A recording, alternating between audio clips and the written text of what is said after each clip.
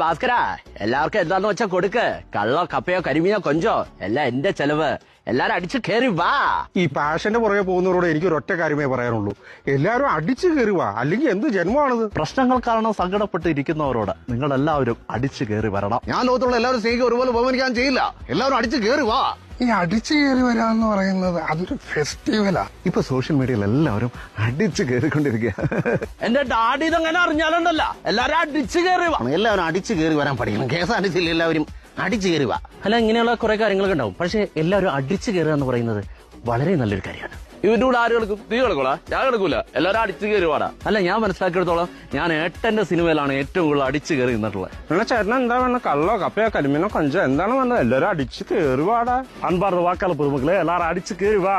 അല്ല, മലയാളികളെല്ലാവരും അടിച്ചു കയറിക്കൊണ്ടിരിക്കുകയാണ്. പല ടൈപ്പിലും പല രീതിയിലുള്ള സാധനങ്ങൾ അടിച്ചിട്ടുണ്ട്. പക്ഷെ ഈ അടിച്ചു കയറാൻ പറ്റണല്ലോടാ.